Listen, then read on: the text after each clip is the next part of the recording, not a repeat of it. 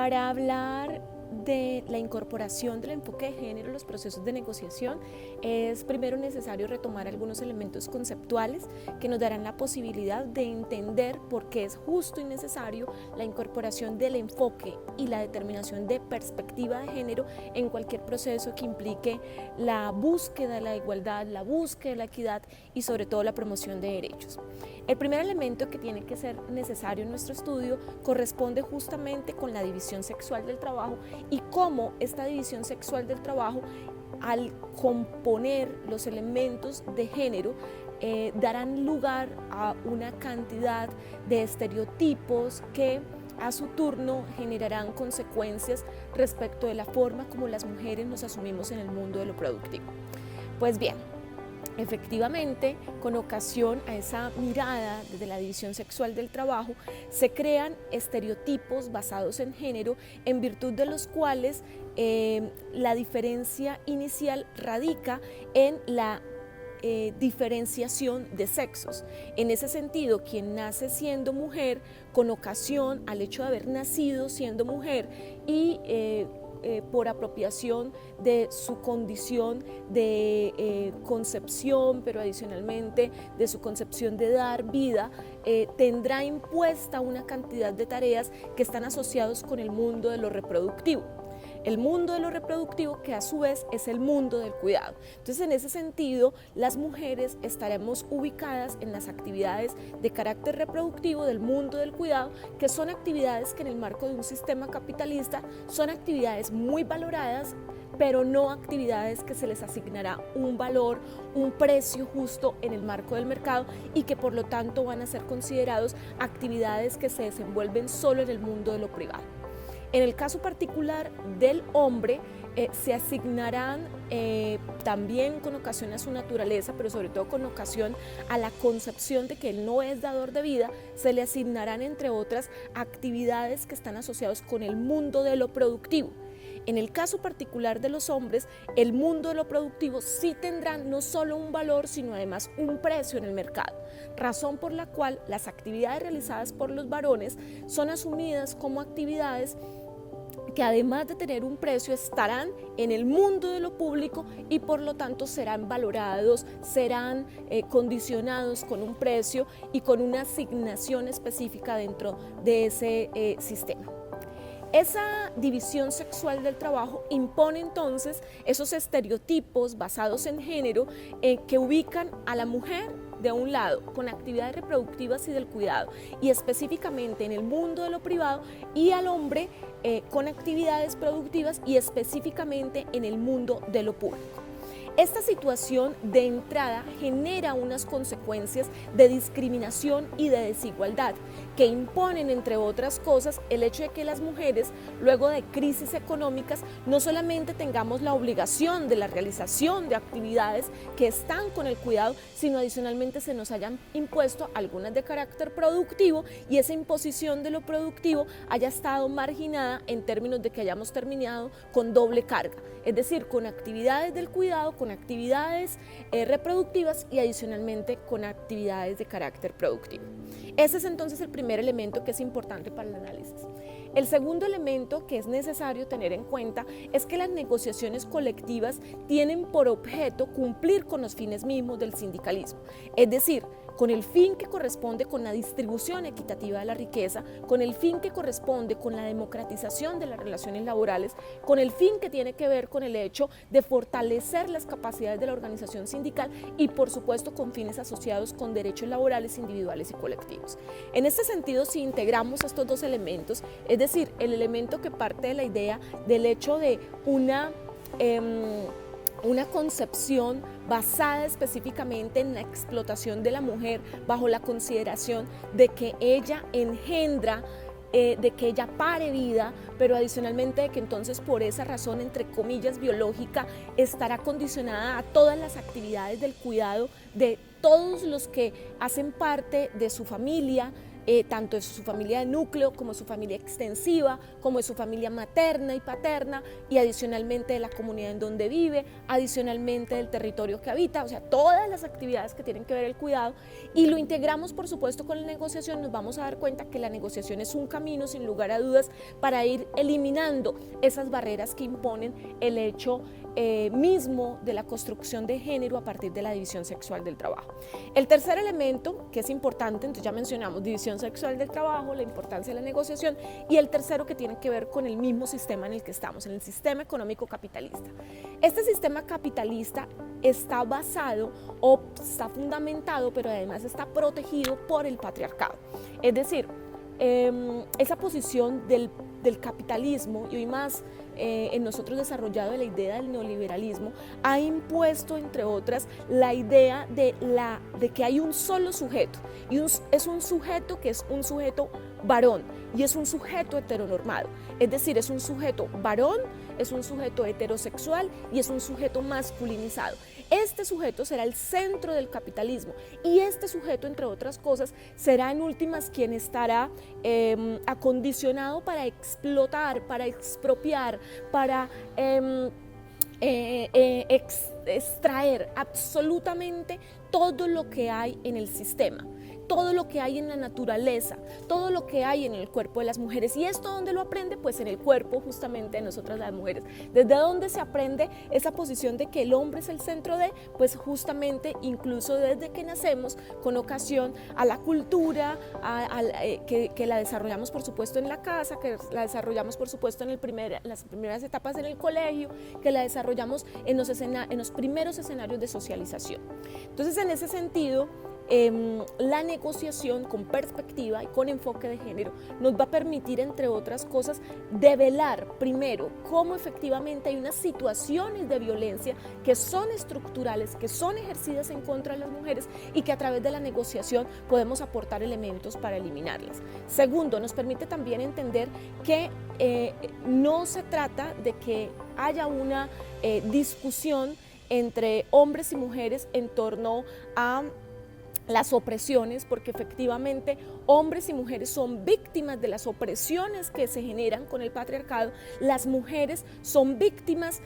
principales, en tanto que si analizamos desde un enfoque interseccional los diferentes modelos de opresiones, vamos a encontrar que por el solo hecho de ser mujer tenemos una carga de opresión y de exclusión, pero en todo caso en este escenario de la incorporación del enfoque vamos a ver que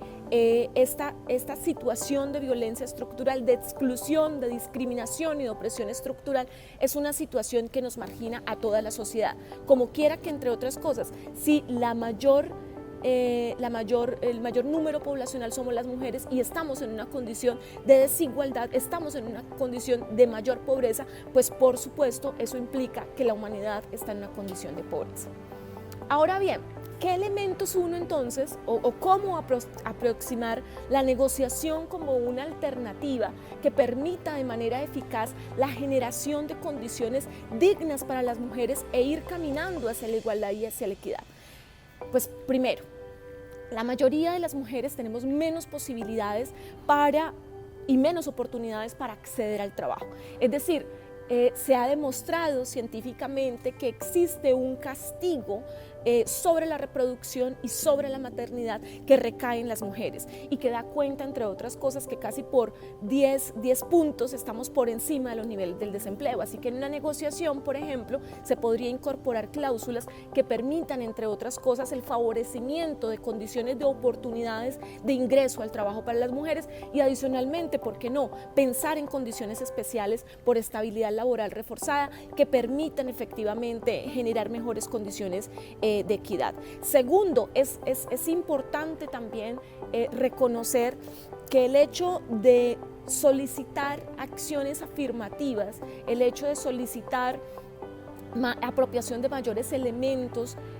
para la dignidad, para la justicia de las mujeres, no implica que estemos en escenarios de discriminación, de desigualdad, sino por el contrario lo que implica es un camino de aproximación en donde de manera equitativa empujamos un poco más a las mujeres a efecto de asegurar que ellas lleguen a un escenario en donde sea más fácil la obtención de derechos, y a esto se le llama discriminación positiva, y a estas acciones se le llaman acciones afirmativas que permiten la equidad. Yo les pongo siempre el siguiente ejemplo, y es como si recordáramos que estuviéramos en una carrera de los derechos humanos en la que los varones han tenido cerca del reconocimiento de 2000 años de derechos, mientras las mujeres solamente 100. En ese sentido, pues por supuesto, aún será necesario fortalecer en derechos a las mujeres como un mecanismo de generar igualdad y justicia.